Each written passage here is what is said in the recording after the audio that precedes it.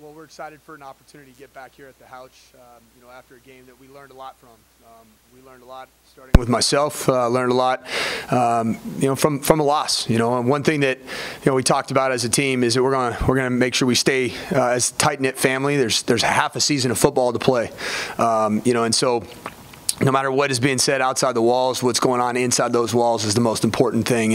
And I think it's a team right now that got back to work again with angry, ready to go make it right. And I saw that from the whole team. And I saw that last night in practiced in downpours, and they came ready to work. And that's what I like about this team. I do. There's a lot of things that we're working through as a team. Old Dominion, you put on the tape. They're a 1-6 football team that might be the most talented team in our league from top to bottom, up there with Marshall and FAU. I really believe that. And you see a team that is dangerous, that's capable of doing all kinds of things. I mean, their one victory is against one of the top teams in America, in Virginia Tech. So this game of football is just every week's different, every week's unique. When you look back at our game against Charlotte, it really came down to a sequence of about 15 snaps, offense and defense, where the score went from about 9-7 to 30-7, and that happened in a hurry. We obviously have to not allow that to happen by taking care of the football, getting stops and staying in our run fits, and obviously we're gonna have to take care of the football as we get back here ready to play ODU. Having 2 weeks to prepare for that game, did you get any sense that something like that could happen in Charlotte? I didn't. I felt like our team was in a good place. I mean that. That's not a. I feel like we're in a good place. I think we started with the football early in that game. I thought we had, had some good plays to start off, get our first down offensively, got into a little rhythm. Called a shot play, for Davis to throw the ball down the field against the coverage that we were hoping to get in that situation. Second and extra long for that defensive coordinator was a particular coverage. They put out a different coverage look that we hadn't seen on tape in that particular down and distance and situation. And I think Davis, threw the ball and tried to squeeze it in there, probably overthrew it a little bit, and it was a turnover. And the very next play, we're out of our run fit, and all of a sudden it's 7-0 like that. Those are things I don't think the team wasn't ready to play. I think they had great energy, but you got you get hit in the mouth early on the road, you got to be able to respond, and that's where I think we didn't quite respond. And I got to continue to be that voice for those guys to help get them back after that happens, and not allow it to compile. And I think that the second half was the same, because I thought we answered well after that initial onslaught. I thought we moved the ball well offensively in that first half, and did some good stuff, and there's some completion percentages off the charts, and but we also have to get more carries to our backs. Josh Samuel's almost averaging 5 yards a carry, and he only gets six carries, and that's a little bit as a result of having RPOs and having managed the perimeter, which means that we throw it out versus blitz, and we got to make sure we allow our backs to carry the football more, and not put so much on our quarterback position. I mean, at the end of the day, our quarterbacks, all of them that have played and will play, are truly first-time starters, and none of them have started more than 2 games in their careers in college football. And we got to remember that, where we're all accustomed to seeing a veteran Mike White, and we're all accustomed to seeing a veteran Brandon Dowdy. And that's really been the last 5 years. And all these guys are playing well. They're battling, and obviously we can't be incredibly reactionary like we all want to be, and let them work through some of what they need to work through. Would getting Josh Samuel some more carries going to take some of the pressure off quarterbacks? I think so, and I think it's not just Josh. I do think that group of 3 true freshman running backs are all very talented. Gino Appleberry played very well. It didn't show up in the stat line. From a pass protection standpoint, he was as good as I've seen. And that's a true freshman doing it against a team that was blitzing with frequency, against a nickel Sam that was an upper graduate, or a higher. He was a junior, senior type player with a lot of size, and a true freshman stepping in there and stoning him in the A gaps or outside in the edge. And if you can pass protect, you're going to play. And I think Geno Appleberry showed that he can pass protect. And Josh ran the ball hard. He ran it between the tackles aggressively, and we were getting into that rhythm right before half, and we get a holding call. And that kind of puts us out of rhythm, and those things are going to happen. We got to be able to recover and get back into that position, and obviously give ourselves another at bat to run the football. Do you see anything specific that's leading to your guys' third quarter issues this year? Yeah, that's a really good question, and that's going to be addressed again in practice this week. I think. If I'm a look kind of at where things are at halftime, I think sometimes there are times because of the first half not going exactly maybe as planned, that you kind of get a little bit of a deer in the headlights look. And what we talked about as a full team is that against everybody in this conference, you're going to have your best every single game to win, and to even give yourself an opportunity to go out in the second half and win. And we did that in the first half. As many mistakes as were made in the first half, we gave ourselves an opportunity to get a road win against a team that right now is 2-1 in Conference USA play. I mean, that's everyone wants to heap it on Charlotte for what they've been. I mean, they've been building a program too, just like Western Kentucky built. They're a team that played with a lot of freshmen and sophomores a couple years ago, and now those guys are juniors and seniors. And so one thing I didn't do after the game, and I felt bad about not doing, is as much as the loss stung, we need to tip our caps to a team that's been developing a roster and a culture for the last 3, 4, 5 years of tough years, and I think that's good for us to look to for just the players, some of the younger guys that we have, that we're growing those guys too, and they're learning in real time. So those third quarter woes, to me, I think it comes down to just being in the right frame of mind to come out and play a fresh half. It's the first half all over again, regardless of what happened in the first half. Yeah, we have a plan. Like I said, what we don't want to get into is a situation where we're overly reactionary, because no matter who it is, and obviously we're going to put a guy out there to start the game out. We just don't want to be reactionary. These are all guys that are playing for the first time. We do think that Kivaris, like you guys said after the game, he provided a nice spark for us. He's capable, obviously in a lot of ways, to be a great quarterback here. And I think, getting Drew Eccles back, who was our early season starter, he's going to be back, and we're going to see what he can do this week. He practiced towards the tail end of last week. He went through warm-ups. He's getting close. So we're going to make a decision, and I think the biggest thing is we can't be overly reactionary in terms of what happens, because at the end of the day, whoever's out there, you're going to have to work with and through some of the situations, because it's really their third time playing, no matter who it is. In terms of Kivaris with the new redshirt rule, are you kind of keeping that in mind when you do decide to use him, and how you have to kind of almost pick your spot so you don't have to burn that red shirt? It enters the equation for sure, and right now we're in a good position. We have 6 guaranteed games to play, and he has a minimum of 2 opportunities, maximum if he does redshirt. So we'll see how that progresses, but I think he is a guy that wants to be out there, and I like that about him. He's not a freshman that is kind of begrudgingly going in there, hasn't really gotten his feet wet as a player. I mean, he wants to go out there, and he got 3 opportunities to do so, and 2 of the 3 he did a great job. Are you at all concerned with your future for this program at all? I don't concern myself with what's outside of the walls of our building. I think the walls and the men and even women that are part of our staff and over here in Diddle with with Todd and in the athletic department, we are fighting the good fight. I believe in what we're doing. I believe that great times are ahead of us. I think the culture of the team is in a good place, and I think we have a lot of talented players. I think we have a lot of talented coaches. I like where we're headed. I don't like the result.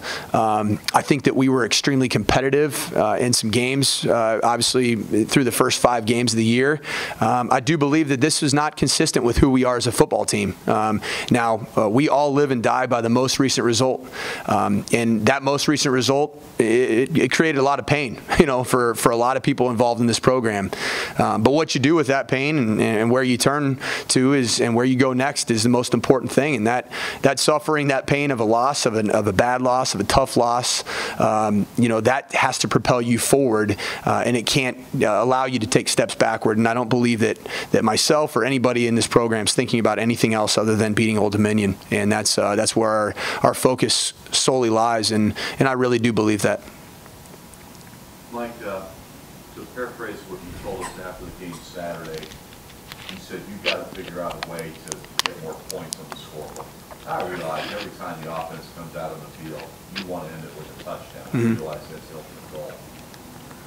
But have you thought about, within your own mind, a slight tweak in your coaching philosophy as far as even adjusting your play calling within a game? Is that part of the equation, or is it just, do you think it's just an execution matter? No, I don't think it's solely execution. What we did on Sunday, and it was a really good meeting. Just like I talked to the team and talked to everybody about, we all, after a game like that, we have to look ourselves in the mirror, and we can't point fingers at anybody except for our own selves. And that started with me and looking at what we did, preparing for that game, what we did offensively, you hate to use the word, but it is reality. We have youth on the offensive side of the ball, and so when you create nuances within your schemes, meaning any minor tweak that you create, it might create just a little bit of indecision. And potentially in a critical moment. And when I went back and watched the film, that was something that you didn't feel right after the game. There were a couple opportunities for us to hit down the field throws. There was one to Lucky Jackson that was, I believe it was in the second quarter. He's running down the field, and then there's one to Jaquez Sloan where he looks like he's open, and Davis throws the ball to where he had thrown it earlier to Lucky. That was a scheme that, in all honesty, we called those two plays the same, and we had built in a nuance for that route for this game plan. What happens is when you create that nuance, if you're in your third, fourth, fifth year with veteran players, you have an opportunity to potentially execute that nuance in a critical moment. But for me, we can't put our players in that position. And really, if you think about it, those two plays, if you hook up on those two plays, it's a different ballgame. And I know that's easy to look at right now, but I had to look at myself in the mirror and see that as we can't nuance too many things within our structure, because we're not only in just year two, we're also playing with a lot of guys that didn't even play last year.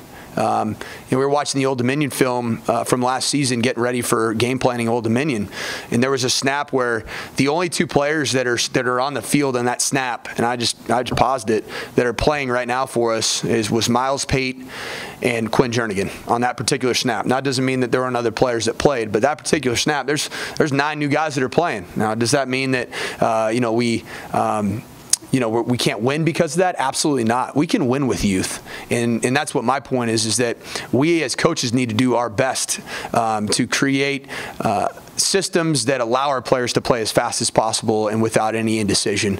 And then the other part of that Sunday meeting was for our players for us to show them the why. Why did this outcome happen? Why did we lose this game? Why did that swing happen from 9-7 to 30-9 and 15 total offensive and defensive snaps?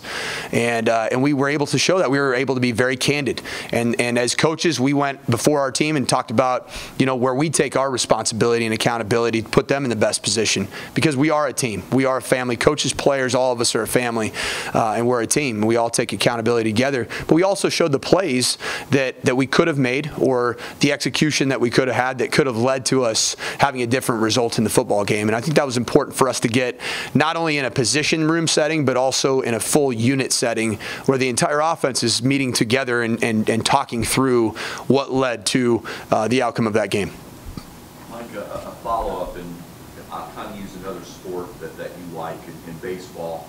Team that falls behind, that say don't try to hit a grand slam or a 5-run homer or whatever. Is that something you address with your players to say, I realize you hit the phrase one game at a time, but even one play at a time. Mm-hmm. We can't win 5 games in one afternoon. again, essentially the theme is chipping away. How important is it, your message to your players to live in the moment and chip away? It's everything. It's been our mantra really going into the Louisville game, to be honest. I think we learned from our first 2 games of the season to not get too caught up in all the big picture items, even in a game, within a game. And I've kind of talked about this quite a few times, but players have grown up in a different way of experiencing football games even as a spectator, as a fan that watches them on TV, where there's real-time feedback on social media spaces about what's going on every single second of every single game. And I think it's important that now you're playing the game, now you're in those moments, and you have to understand that it truly does come down to your own ability to focus on that one play and not concern yourself with the big picture of the game or anything else. And that's something that we talk about a lot. And I think we've seen some growth. I think in the Ball State game, I thought we saw some growth in that area.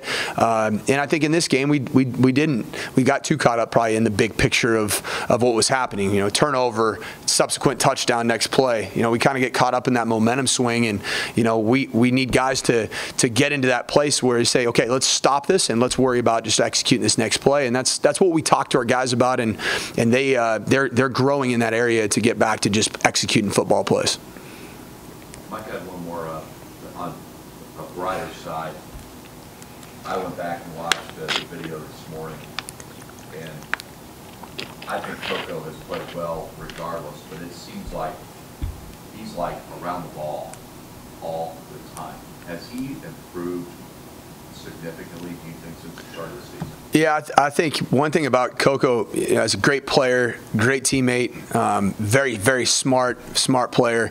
And also I think in Coach White's scheme, that position that he plays, that nickel position is, it's going to be the action position. And you want a guy that's going to be in the right place at the right time and get guys on the ball, or ball carriers on the ground. And that's what Coco's been doing. And some of the plays that he makes are just, they amaze me. And he continues to do so. Now on the flip side of that, we've talked a lot about offense. We had our highest missed tackle game, as a team, and there wasn't a position group that didn't have multiple missed tackles, and that's an area that we once again we have to tip our hat to the prowess of Benny LeMay as a runner. I mean, he's an outstanding runner, and they had a stable good backs and an offensive line that did a nice job of creating movement up front. But you can't expect to win football games, when we have the tackles that we missed. And that's an area we've been very strong as a defense. And, I think that, Ben Holt even mentioned yesterday, came up to me and said, we're going to get guys on the ground. We have to. How was Mike Wandine health-wise? Mike Wan's, he's healthy. Yeah, he took a small ding. He's ready to go. Yep. I do, but up for Old Dominion's quarterback, Mike. Just your thoughts on him. It's interesting the spark that he's created. Blake LaRousse is, one of those great stories of guys that has stuck it out and probably, I don't know him personally, obviously, don't know his full story, but, the walk-on quarterback gets his first opportunity and goes out and plays great football against Virginia Tech, and they have one of the biggest upsets in college football history, and certainly this year, the biggest upset in college football. And, he's the big reason why he was a spark for them. You watch their statistics since he's taken over. They become a prolific passing offense, and we've always known they had great runners, great running backs. Jeremy Cox is a guy we have a lot of respect for. They have a stable of talented running backs, but he's created a spark for them. And I'll be honest, after last season, I watched Stephen Williams play. 6'4", 210, true freshman last year. I fully believe, and it could happen. This kid's got a ton of upside, ton of ability, ton of talent. It's a guy that you, as a guy that likes quarterbacks and likes working with quarterbacks, you love that kind of a clay to mold and make him what you want to. And I think he's a really talented player as well. But Blake LaRousse has provided a spark for Old Dominion, and I think they're playing a lot better offensive football than they probably did prior to him emerging.